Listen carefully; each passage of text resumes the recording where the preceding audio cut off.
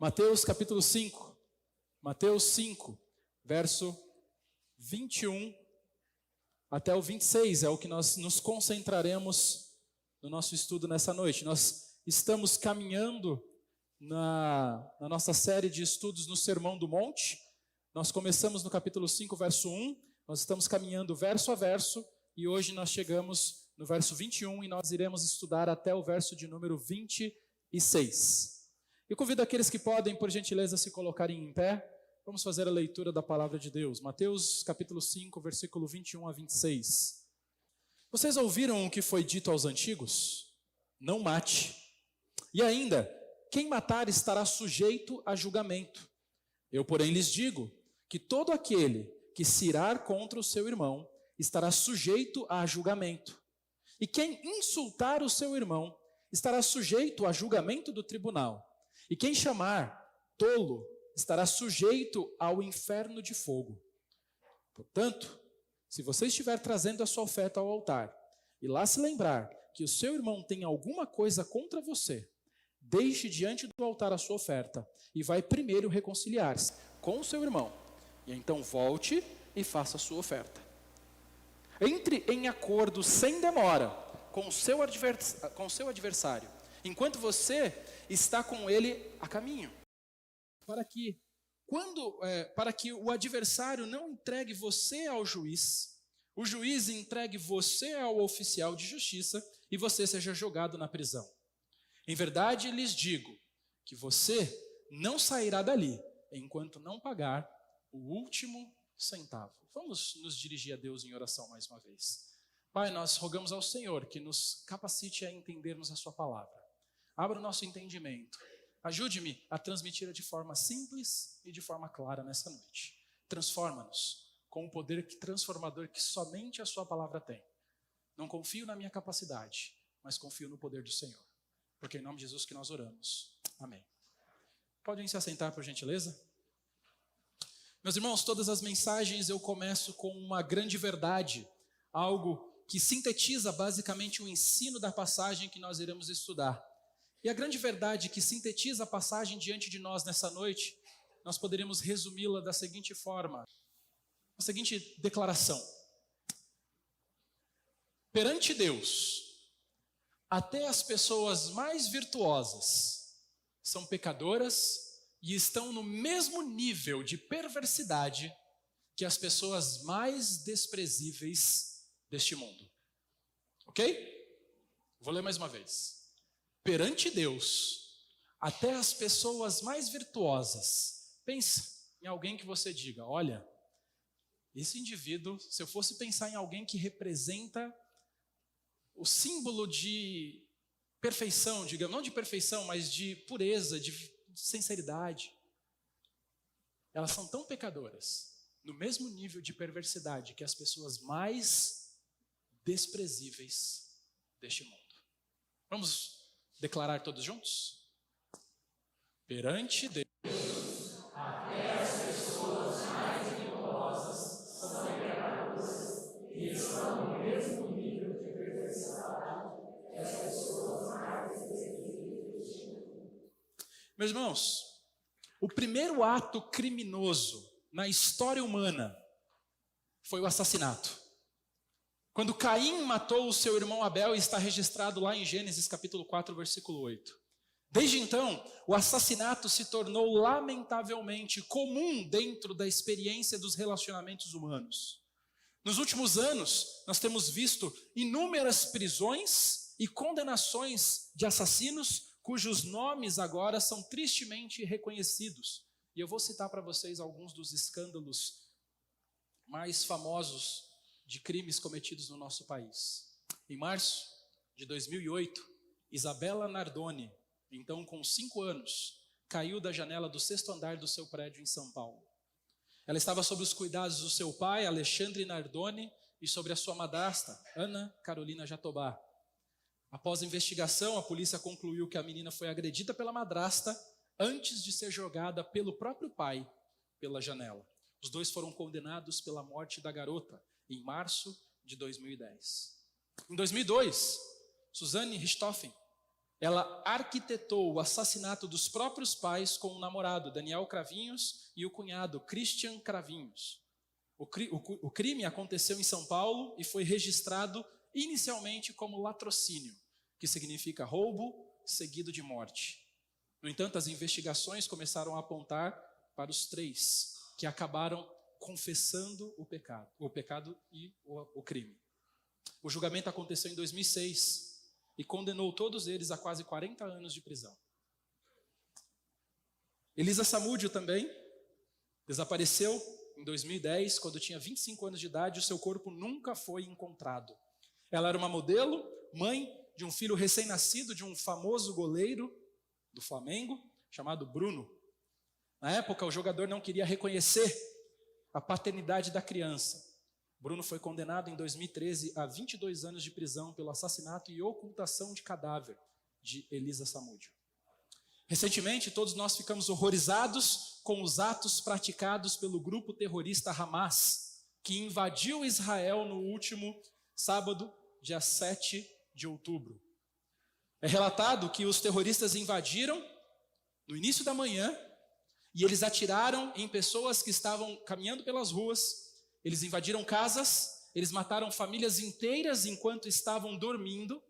Eles sequestraram dezenas de israelenses, incluindo mulheres e crianças. Algumas dessas foram mortas, mas antes de morrerem, foram estupradas, violentadas tristemente.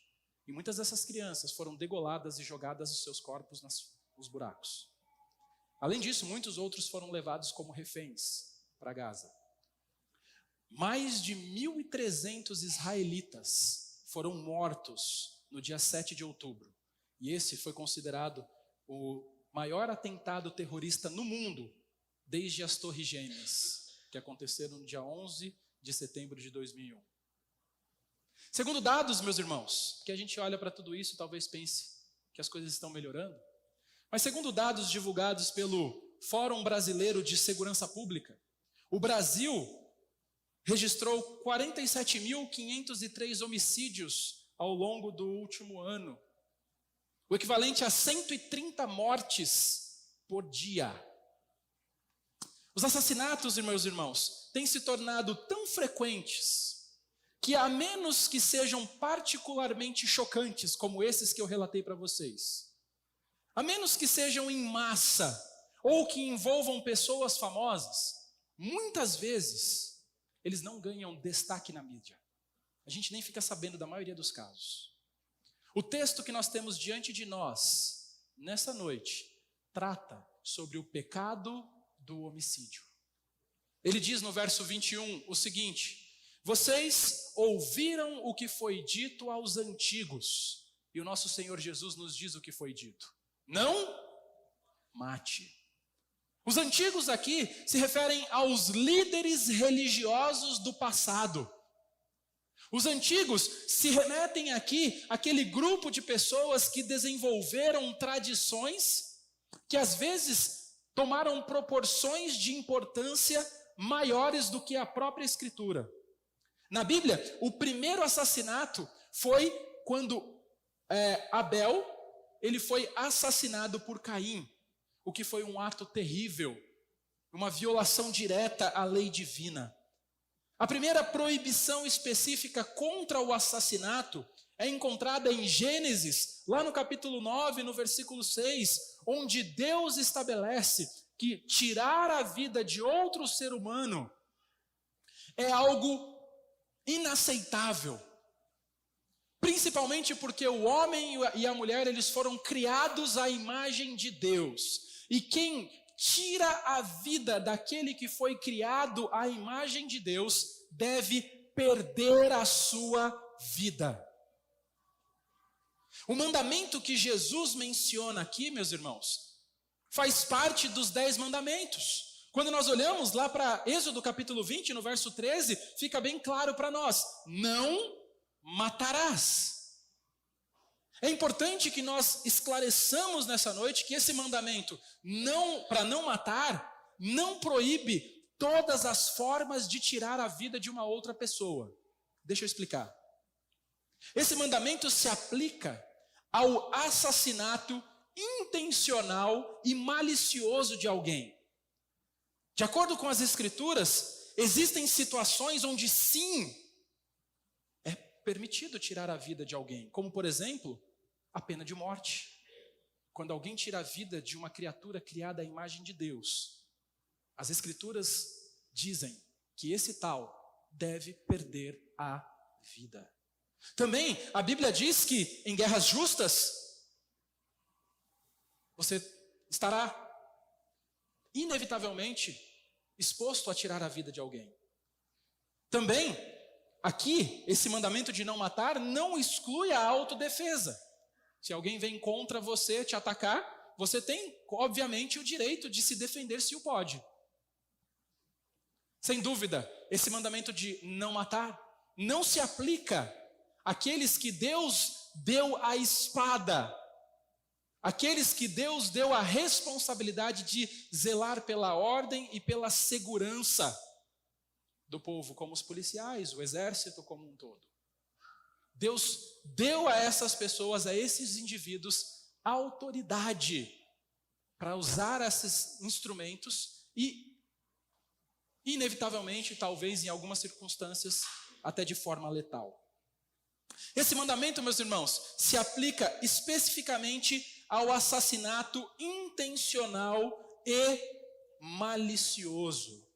O mandamento aqui escrito visa impedir que a morte deliberada de um outro ser humano por motivos pessoais, por motivos egoístas, seja lá quais forem, aconteça. Interessante que quando nós olhamos nas Escrituras, Satanás, ele é mencionado na Bíblia como sendo o pai da mentira, e isso a gente lembra, mas ele também é descrito como sendo o pai do assassinato. Quando nós olhamos Jesus dizendo em João capítulo 8, no versículo 44, ele diz: vocês são do diabo, que é o pai de vocês, e querem satisfazer os desejos dele. Ele foi o quê? Assassino desde o princípio, e jamais se firmou na verdade, porque nele não há verdade. Quando ele profere mentiras, fala do que ele é próprio, porque é mentiroso e pai da mentira. Embora, meus irmãos, Satanás seja a influência que motiva as pessoas inicialmente a tirar a vida de alguém, mas isso não faz dos indivíduos que cometem tal ato pessoas inocentes, pessoas que só fizeram porque foram motivadas por Satanás. Jesus disse em Mateus capítulo 15, versículo 19 o seguinte: porque do coração procedem maus pensamentos, e o que mais? Homicídios. É do coração do homem. Nós não pecamos simplesmente porque Satanás ou porque circunstâncias externas nos levaram ao assassinato. Não é porque a pobreza ou por causa das drogas simplesmente, ou por causa da condição social, ou por causa de situações estressantes que nos fizeram perder o controle. Essas coisas podem sim nos tentar e facilitar o pecado e o erro, mas no final, o pecado é sempre um ato de escolha pessoal. O indivíduo decidiu cometer aquele pecado. Nós cometemos pecados, ou até mesmo pensamos em fazê-los, porque queremos, porque os nossos corações são inclinados a isso. A Bíblia, ela nos ensina que quando as pessoas optam por rejeitar a Deus e seguirem os seus próprios caminhos, o próprio Deus entrega essas pessoas a uma disposição mental reprovável. Está escrito em Romanos capítulo 1, versículo 28 até o 31. Como estado, como resultado dessa condenação, como resultado desse ato de Deus de penalizar o ser humano, deixando o ser humano livre para que ele possa pecar, já que é isso que ele quer, resulta numa série de comportamentos trágicos, como por exemplo a injustiça, a maldade, a ganância, a inveja, os conflitos e consequentemente o assassinato. O pecado, meus irmãos, é uma questão da vontade e um sinal do juízo de Deus contra a humanidade que vira as costas para Ele e a sua palavra. A Bíblia contém muitos exemplos de assassinatos ao longo da história. No Antigo Testamento, por exemplo, nós temos alguns assassinos famosos.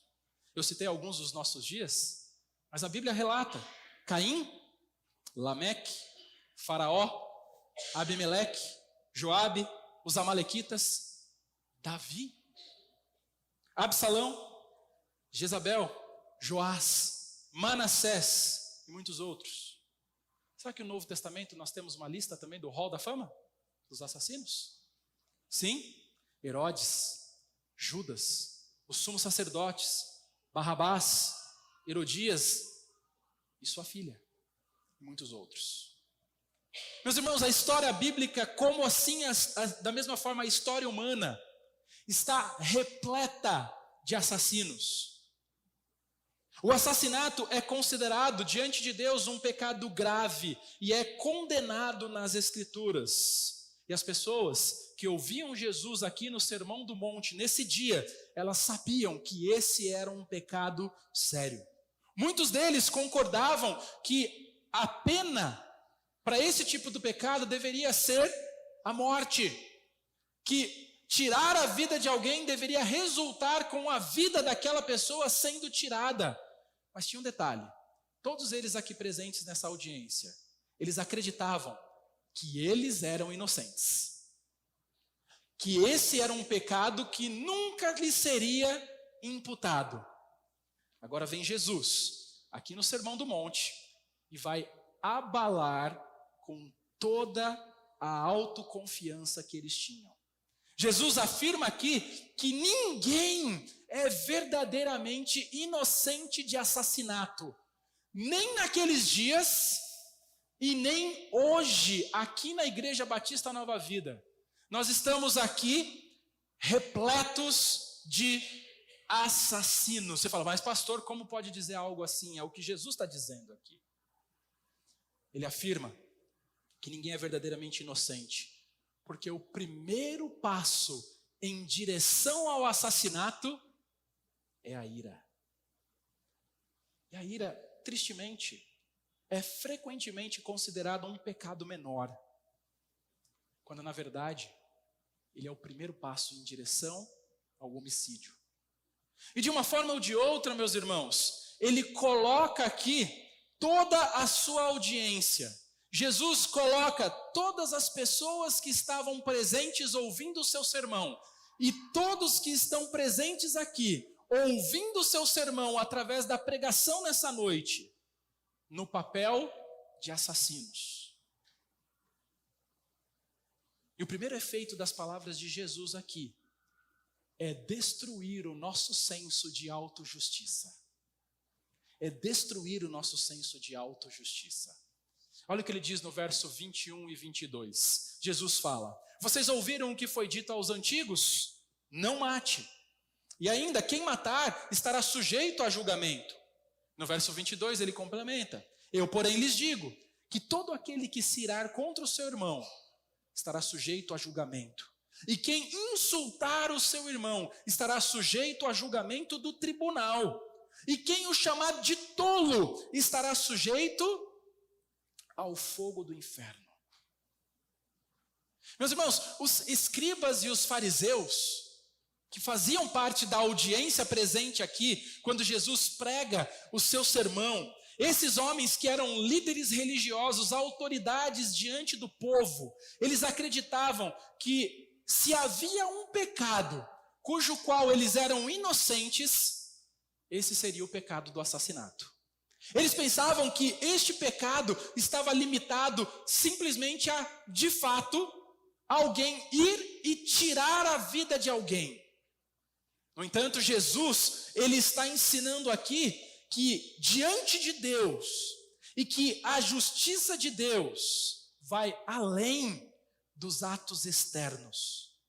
Ele aponta que a verdadeira justiça está relacionada ao coração e não apenas ao comportamento externo. Os líderes religiosos da época, eles ignoravam grande parte da revelação de Deus. Porque tudo isso que Jesus está dizendo está presente no Antigo Testamento. Porém, a maior parte do povo, eles não conheciam mais os seus idiomas originais. Nos dias de Jesus, a maioria da população falava aramaico. E eles eram incapazes de fazer a leitura das escrituras do Velho Testamento, porque a maior parte dela foi escrita em hebraico. Com isso, a população ficava refém da interpretação dos rabinos. E sabe o que os rabinos faziam?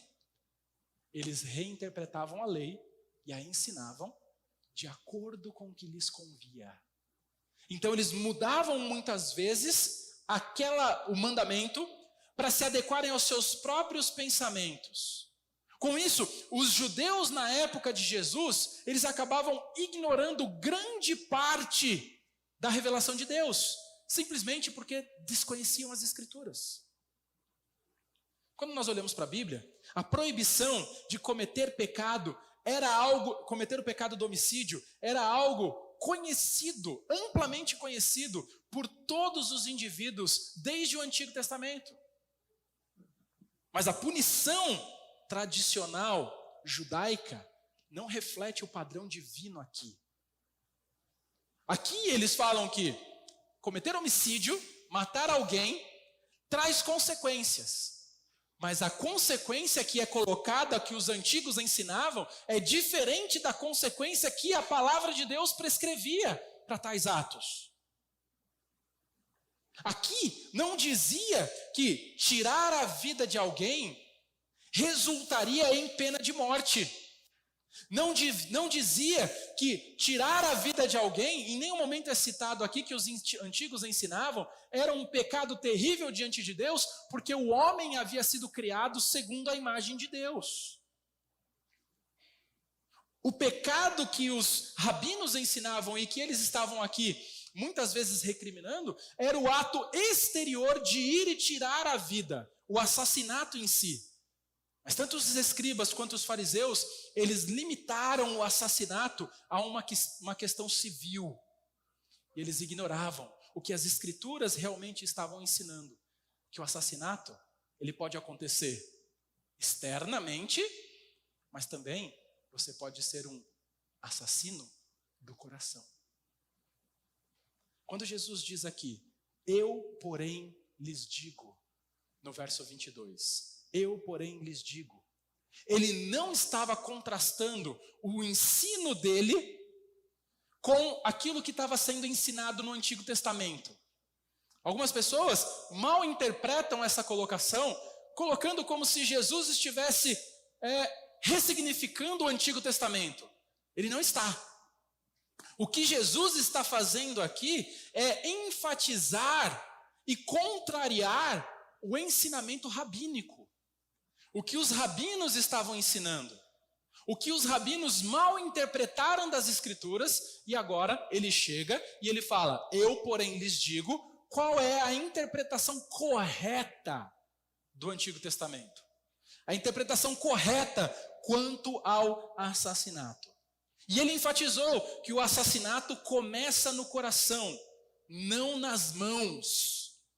E que os maus pensamentos, as más atitudes também são equivalentes ao assassinato diante de Deus. Ele disse que sentir irar-se contra alguém, é a mesma coisa diante de Deus que cometer assassinato no coração e merece punição. Esse ensinamento de Jesus desafia aqui o pensamento dos escribas. Desafia, abala a estrutura dos fariseus, porque eles se sentiam justos. E aqui nós vemos Jesus destacando a importância, não somente de termos atos de justiças externos, mas também para vigiarmos nossos pensamentos e o nosso coração. Porque por mais que nós não cometamos o homicídio, nós já matamos muita gente com as nossas mentes e com os nossos corações. É provável que tem aqui nessa noite pessoas que nunca cometeram um crime. Pessoas que têm ficha limpa diante do Estado, mas que são culpadas diante de Deus. É possível que nós tenhamos nessa noite pessoas que nunca sequer se envolveram em uma briga, pessoas que nunca deram um soco em alguém, mas que têm uma ficha mais suja diante de Deus do que os mais asquerosos assassinos que nós citamos nessa noite. Talvez você nunca tenha matado alguém por medo da cadeia. Talvez você nunca tenha matado alguém por falta de oportunidade. Mas no seu coração, você já tirou a vida de vários. Preste atenção. Diante de Deus, é tudo a mesma coisa. Diante de Deus, é tudo a mesma coisa. Isso fica claro para nós diante das palavras de Jesus aqui neste texto. Meus irmãos, entendam, toda pessoa irada, segundo a Bíblia, é um assassino. 1 João, capítulo 3, versículo 15 diz: todo aquele que odeia o seu irmão é assassino. Aí você fala, mas pastor, odiar é uma palavra forte. Eu só não gosto. É a mesma coisa, o mesmo sentido. Odiar aqui significa uma ira profunda, significa um rancor, significa um ódio mortal. Sabe aquela pessoa que você olha assim e fala, é isso. Não desce, pastor, não desce. É esse sentimento que ele está recriminando aqui. E perceba que ele diz aqui, todo aquele que odeia a seu irmão. E é interessante nós notarmos que aqui em 1 João e também no discurso de Jesus no Sermão do Monte, irmão aqui não se limita simplesmente a outro crente. Ele está falando irmão no sentido de ser alguém do gênero humano, assim como você. Dessa forma, meus irmãos, Jesus acaba com o nosso senso de autojustiça. Ele destrói o pensamento hipócrita que os escribas, que os fariseus em seus dias tinham. Eles pensavam que eles eram inocentes, quando na verdade eles eram culpados. Talvez hoje você também vai sair daqui com esse mesmo pensamento. Você chegou aqui pensando, pastor, eu nunca matei, nunca roubei. Diante de Deus, todos nós já cometemos o pecado do homicídio. Diante de Deus, nós somos assassinos. E ao nos compararmos com esses criminosos violentos, muitas vezes, quando olhamos, nós nos sentimos superiores. Muitas vezes agimos como aquele fariseu na parábola de Jesus, você lembra? Que ele entrava no templo e ele começava a orar de si para si mesmo e ele dizia, eu sou grato, porque não sou como os demais homens. Eu não sou como esses roubadores, como esses injustos, como esses adúlteros.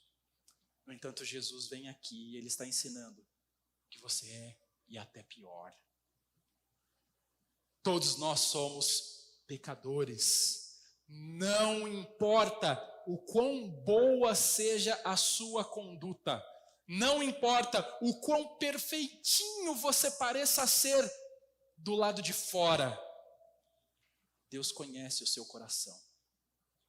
E mesmo que nós não tenhamos tirado a vida de alguém, mesmo que nós nunca tenhamos agredido fisicamente outra pessoa, todos nós somos culpados em algum dia do assassinato no coração. E o ponto principal que Jesus está transmitindo aqui, meus irmãos, e que ele vai seguir fazendo até o versículo 48, é que perante Deus, até as pessoas mais virtuosas, pensa naquela que você fala assim, se eu fosse pensar em alguém que é semelhante a Jesus, seria fulano. Ainda essa pessoa, ela é tão pecadora e miserável quanto os indivíduos mais desprezíveis deste mundo. analisarmos as pessoas somente pelo comportamento externo, esquecendo-se de olhar para o coração, é negligenciar o que de fato importa para o Senhor. Diante do Senhor,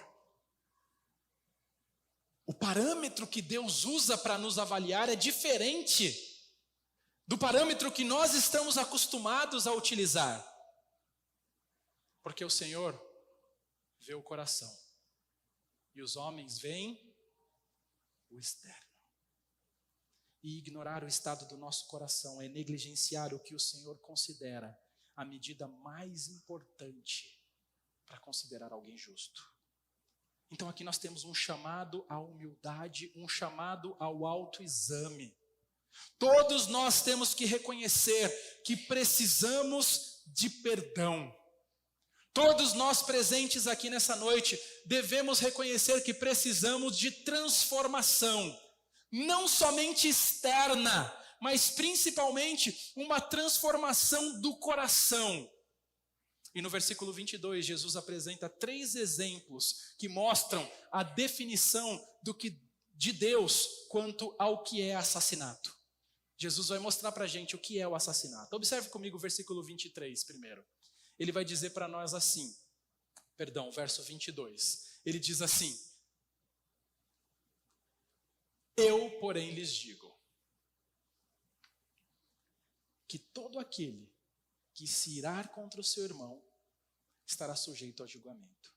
É importante nós notarmos que Jesus aqui, ele não está proibindo todo tipo de ira, ok? O próprio Jesus, ele demonstrou ira justa quando ele purificou o templo, lembra? Ele chega no templo, ele vê que tinham transformado a casa de Deus em uma casa de comércio. Então ele começa a virar as bancas com uma ira, mas uma ira justa, não uma ira pecaminosa. O próprio apóstolo Paulo, ele nos aconselha em Efésios 4, 26, dizendo: irai-vos e não pequeis. Isso significa que é possível, sim, sentir ira em certas situações, sem pecar. Principalmente uma ira que vem como um fruto de quando a fidelidade de Deus é atacada. Quando a santidade de Deus é atacada. Em nossos dias, em que muitos valorizam a paz a qualquer custo, a harmonia a qualquer custo, em que muitos enaltecem que o amor verdadeiro, na verdade, é um amor que tudo aceita, que tudo pode, nós olhamos à luz das Escrituras que não, o mundo coloca certas circunstâncias e impõe certas coisas sobre nós que nós não podemos aceitar, que nós não podemos nos submeter e que, pelo contrário, nós devemos nos irar contra essas práticas. E irar-se contra essas práticas não é algo errado. Existem algumas questões na sociedade, existem algumas questões que são ensinadas aos nossos filhos na escola. Existem algumas questões que são impostas, como, por exemplo, a regulamentação de aborto ou coisas semelhantes a essa, que atacam diretamente o caráter de Deus, e é certo, sim, que nós, como cristãos, nos iremos contra essas coisas. Até mesmo o próprio Deus fica irado. Você sabia disso? Salmo capítulo 7, versículo 11 diz que o Senhor, ele se ira contra os ímpios todos os dias. Por quê? Porque a sua honra é desrespeitada. Então fica claro para nós que Jesus não está se referindo aqui à ira justa nesse ensinamento, mas sim a uma ira egoísta. A uma ira que nós sentimos com relação a um irmão, um sentimento de rancor, uma amargura contra alguém que fez algo contra você, ou alguém simplesmente que você não gosta. Aquele alguém que você diz, não bateu, pastor. Aquele alguém que você fala, não suporto. Isso é uma ira que nós poderíamos dizer uma ira persistente. Uma ira que é alimentada. Uma ira que nem sequer permite a reconciliação. Que não permite o perdão. Essa ira, segundo Jesus, é equivalente ao assassinato. E merece a condenação. A ira merece condenação porque o fruto da ira é o assassinato. E o segundo exemplo que Jesus nos dá aqui, quando ele considera o assassinato, ainda no versículo 22, ele diz: e quem insultar o seu irmão estará sujeito a julgamento no tribunal. Quando nós olhamos em outras versões bíblicas, como por exemplo a versão Revista e Corrigida, esse verso aparece uma palavra aqui que talvez você já tenha ficado intrigado no passado. A palavrinha arraca. Diz ali, na versão Revista e Corrigida: e qualquer um que chamar o seu irmão raca será réu do sinédrio. E talvez você, assim como eu no passado, ficava se perguntando: o que é isso? Raca. Essa palavra, raca. Meus irmãos, esse termo era um termo muito comum na época de Jesus. E muitas vezes as versões mais antigas das traduções para o português, eles acabavam, como esse termo não tem uma tradução direta em português, esse termo no original não tem uma tradução direta em português, eles acabavam optando por fazer aquilo que nós chamamos uma transliteração. Então eles pegavam a palavra no original e simplesmente colocavam essa palavra no nosso idioma. Então, as versões mais antigas optaram por fazer isso, e eles colocaram simplesmente ali que se você disser isso, chamar o seu irmão de raca, você é réu do sinédrio. Em versões mais contemporâneas, como a NAA que nós estamos usando aqui, ela simplesmente preferiu usar a palavra insultar. A palavra insultar aqui é o equivalente de raca em versões mais antigas. E eu acho que foi uma boa escolha, porque essa palavra era um termo usado para insultar alguém. Algo como se nós chamássemos hoje em dia alguém de cabeça oca. Alguém sem nada na cabeça, de cabeça vazia. Era um termo, meus irmãos, que carregava uma atitude de desprezo, uma atitude de zombaria contra uma criatura que foi criada por Deus. Não era somente uma ofensa, era de fato uma atitude de desprezo. Era citar alguém como inferior. Para você ter uma noção, os soldados que zombaram de Jesus colocaram uma coroa de espinhos na sua cabeça, que davam bofetadas no seu rosto e dizia: quem foi que te bateu? Eles, ali em Mateus 27, é dito que eles zombavam do Senhor com uma linguagem desdenhosa. É a mesma palavra, é o mesmo sentido aqui. Então, caluniar alguém, prestem atenção, caluniar alguém feito à imagem de Deus equivale a caluniar o próprio Deus. E é semelhante a cometer o assassinato do coração. Então preste atenção nessa noite. Jesus nos ensina que quando você age com desprezo, quando você age com desrespeito para com outras pessoas, isso é um pecado grave diante de Deus. Aqueles que agem assim são considerados culpados perante o Tribunal Supremo de Deus, o Sinédrio.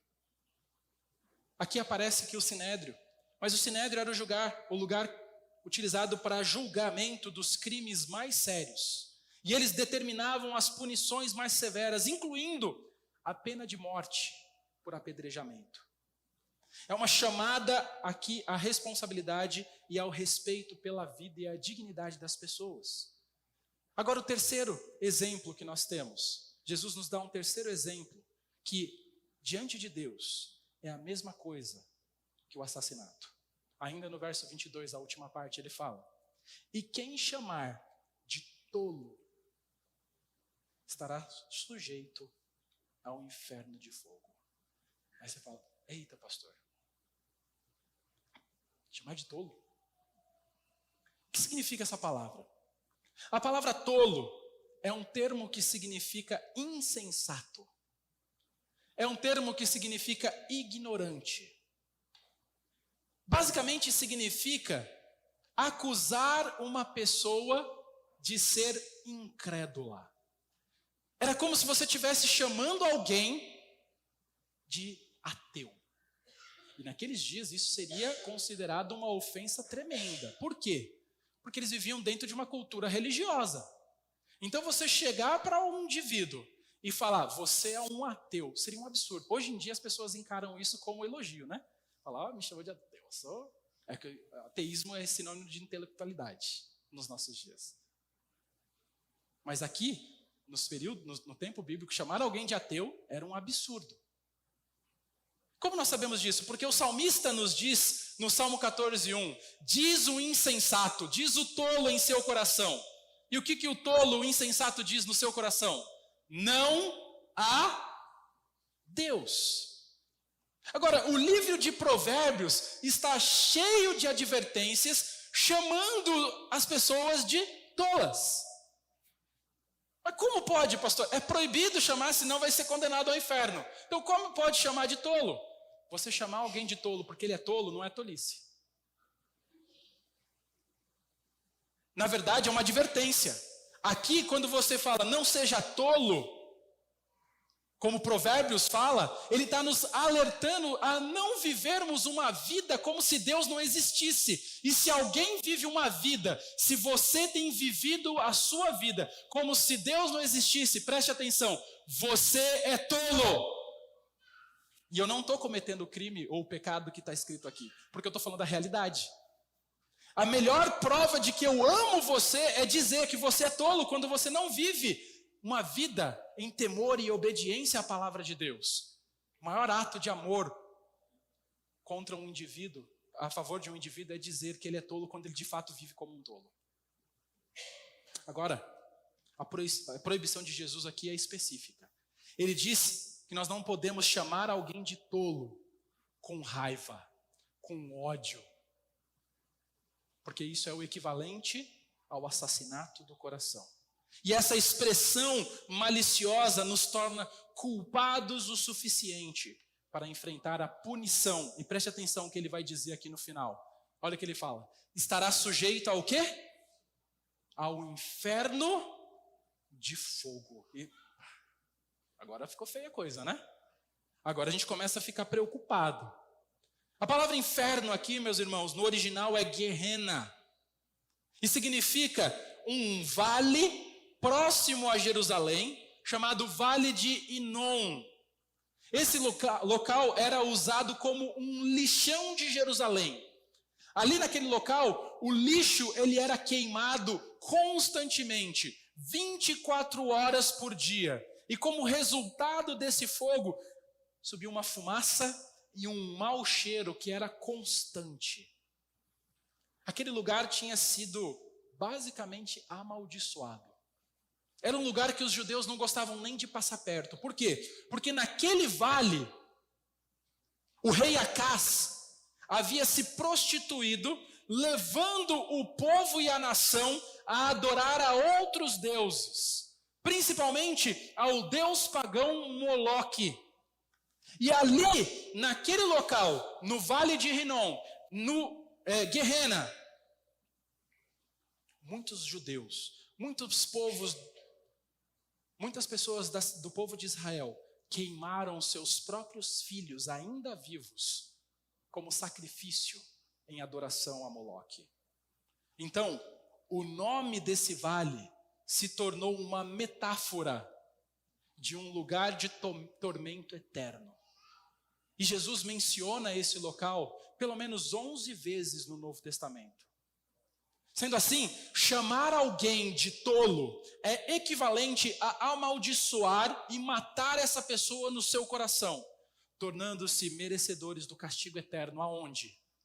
No inferno.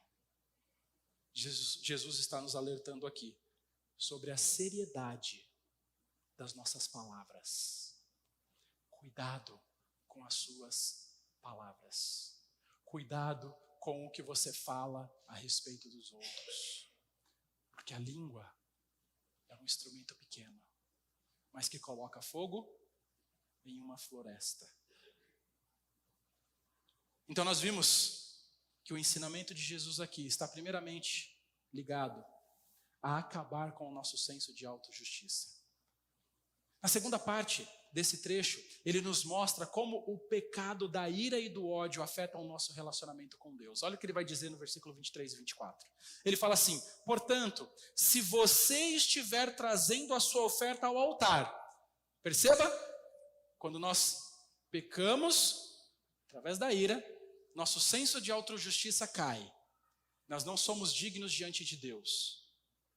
E por causa disso, nosso relacionamento com Ele vai ser afetado. E olha o que ele diz: portanto, se você estiver trazendo a sua oferta ao altar, e se lembrar que o seu irmão tem alguma coisa contra você, deixe diante do altar a sua oferta e vai primeiro reconciliar-se com seu irmão. E então volte e faça a sua oferta. Os escribas e os fariseus, eles tinham uma grande preocupação com relação à adoração. Por quê? Porque o cerne do trabalho deles era a adoração. Eles conduziam a adoração do povo. Eles passavam muito tempo do seu dia nas sinagogas, nos templos, oferecendo sacrifícios, fazendo orações, dando dízimos, realizando diversas práticas religiosas. No entanto, Jesus, ele aponta aqui que essa adoração era diante dele uma cerimônia vazia. Por quê? Porque eles contemplavam o pecado em seus corações. E ele enfatiza aqui, meus irmãos, que o pecado, assim como a justiça, não vem de fora para dentro, mas começa de dentro para fora. Quando houver pecado no seu coração, as ações externas se tornam irrelevantes diante de Deus. Quando você tem cultivado o pecado, cultivado a ira, se afastado das pessoas, criticado as pessoas, agido com desdém, afastando-se nos relacionamentos, e você fala: não, pastor, mas eu estou bem com Deus. Não está. Não está. Você não pode, e é impossível, você estar bem com Deus, não estando bem com o povo de Deus. Uma coisa está inevitavelmente ligada à outra. E Jesus destaca aqui especificamente o pecado do ódio em relação a uma outra pessoa. Mesmo que fosse um irmão, em um sentido mais amplo. Os judeus compreendiam que o pecado rompia os relacionamentos entre as pessoas e Deus. Que os sacrifícios não seriam aceitos. E que os sacrifícios, na verdade, tinham esse objetivo, de restaurar o relacionamento entre as pessoas e Deus novamente. No entanto, devido à confiança que eles tinham no ensino judaico e a má interpretação que os rabinos tinham nos seus dias, eles não davam muita importância para os pecados internos. Eles levavam mais a sério, de fato, o pecado de alguém tirar a vida de alguém. Mas enquanto você não tivesse feito isso, de fato, externamente, estava tudo bem. E Jesus vem aqui e ele usa uma metáfora muito clara. Ele usou uma linguagem aqui de alguém que vai chegar para um culto de adoração e vai oferecer a sua oferta no altar, no templo. E ele diz que se essa pessoa se lembrasse no caminho até levar a oferta, que existia um conflito não resolvido com o seu irmão, Jesus então instrui a deixar a oferta de lado no altar e primeiro reconciliar-se e depois retornar para prestar a adoração devida. Ele enfatizou aqui, meus irmãos, que sem reconciliação não há adoração. Sem reconciliação não há adoração. Agir assim, buscar adorar sem resolver os conflitos, faz de você um hipócrita. Então, antes de você pedir o perdão de Deus, você precisa também reconciliar pedindo perdão para o seu irmão. A exigência de Deus sempre foi clara, meus irmãos. Ele havia declarado a Israel que ele não se agrada simplesmente de sacrifícios de bodes, de carneiros. E ele diz que o obedecer é melhor do que o sacrificar. Ele queria que eles purificassem primeiro suas vidas internas antes de oferecerem sacrifícios externos.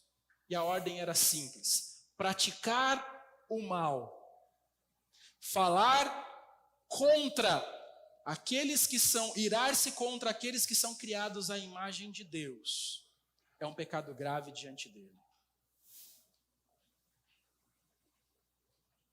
A frase que ele diz ali: se seu irmão tem alguma coisa contra você, pode se referir ao fato de que, mesmo que nós não guardemos rancor ou ódio em relação a alguém, se você sabe que alguém está zangado e irado contra você, você tem que ir lá e buscar a restauração.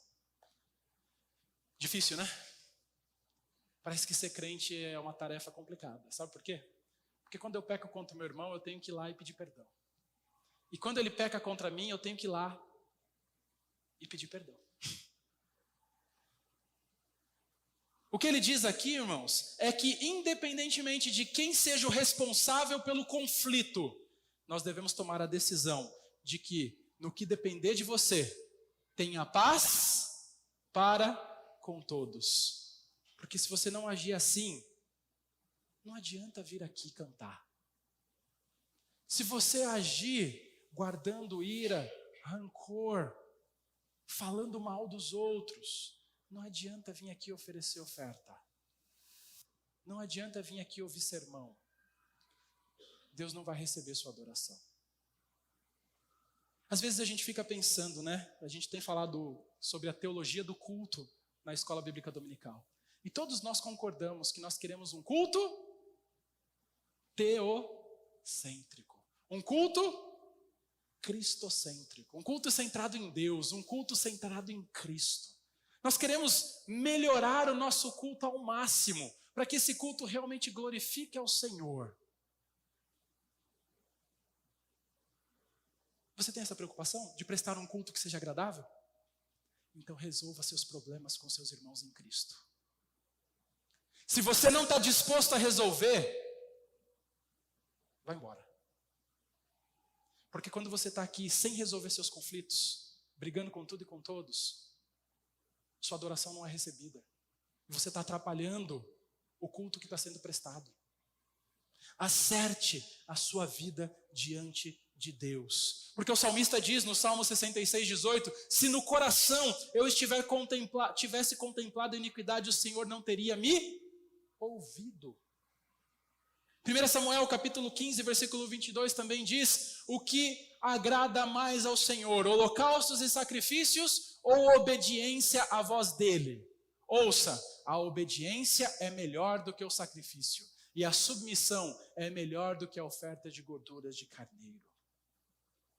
E para nós finalizarmos nessa noite, nos versículos 25 e 26, Jesus finaliza esse ponto do seu sermão, amarrando tudo.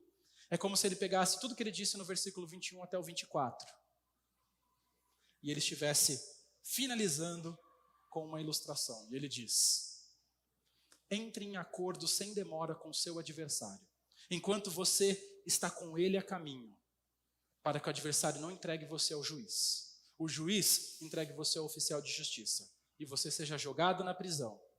Em verdade lhes digo, que você não sairá dali, enquanto não pagar o último centavo. Jesus está ensinando aqui, meus irmãos, se alguém tiver uma dívida com outra pessoa, se você tiver algum problema com outra pessoa, resolva esse problema o mais rápido possível, antes que a situação piore. Porque o momento para a reconciliação é agora, não é depois. Enquanto você está a caminho, antes de se apresentar ao sinédrio, antes de se apresentar ao tribunal, é o momento para vocês acertarem a situação e vida que segue, está tudo bem. Uma vez que você se apresentar diante do juiz, é tarde demais. Quando você se apresentar diante do juiz e ele julgar a causa, você sendo culpado, o texto nos fala, você vai ser jogado na prisão e não sairá dali, enquanto não pagar o último centavo. A pena não é mencionada por Jesus aqui em seus detalhes. A ideia que nós devemos ter é que faça tudo o que tiver ao seu alcance para corrigir os relacionamentos com os outros. seus relacionamentos com os outros, antes que você tenha que se apresentar diante de Deus. E se não agirmos dessa forma, nossa adoração não será aceitável. Tudo o que Jesus ensina nessa passagem, meus irmãos, assim como no restante do Sermão do Monte, tem o propósito de mostrar o padrão perfeito de Deus. E o que Ele exige de nós é nada menos do que a perfeição. É possível alcançarmos essa perfeição? O ensinamento de Jesus aqui então vem para mostrar que você, por você mesmo, é incapaz de viver dessa forma que é ensinada aqui. Jesus está confrontando os fariseus, está confrontando os escribas, porque eles estavam confiando na sua própria autojustiça. Eles se consideravam santos, eles se consideravam inocentes com relação ao pecado do assassinato. No entanto, Jesus está apontando aqui que a ira, que o rancor, palavras maldosas proferidas sobre alguém, sobre o caráter de alguém, é pior. E é semelhante ao assassinato. E é um pecado grave diante do Senhor. Ele enfatiza, meus irmãos, que a verdadeira adoração e os relacionamentos corretos são impossíveis quando nós carregamos ira e ressentimento nos nossos corações. Jesus está desafiando a nossa autojustiça e apontando para cada um de nós que nós precisamos da justiça de Deus. É a única forma de nós sermos aceitáveis diante dele. Todos nós somos culpados. E a morte e o inferno são consequências merecidas para nós. No entanto, Jesus oferece um caminho. Jesus oferece o caminho da salvação. Quando ele morreu a nossa morte, e ele carregou sobre ele os nossos pecados, imputando sobre nós a sua justiça. Deus tinha todas as razões do mundo para nos odiar. Porém, ele nos ama. Ele nos perdoa. Ele busca a reconciliação com cada um. E ele nos chama de cidadãos do seu reino. Agora preste atenção. E eu quero terminar com essas palavras. Se Deus, sendo tão santo, deseja se reconciliar conosco, que somos tão miseráveis, será que nós não devemos buscar restauração com os nossos irmãos? Se Deus, sendo tão santo e perfeito, justo e bom, Ele quer se relacionar com você, que é tão miserável, injusto, será que nós não devemos então buscar restauração dos nossos relacionamentos? Jesus estabelece o padrão aqui. E Ele nos leva a reconhecer a nossa necessidade de justiça. Isso nos lembra que, por meio de Jesus, nós podemos encontrar perdão e reconciliação, tanto com Deus, quanto com o próximo. Amém? Deus abençoe a sua palavra. Vamos orar. Nosso Deus, agradecemos ao Senhor pela tua palavra nessa noite. Palavra dura, que nos confronta, mas rogamos ao Senhor, ó Deus, que o seu Santo Espírito age em nosso meio, trazendo restauração em relacionamentos. Porque em nome de Jesus que nós oramos. Amém.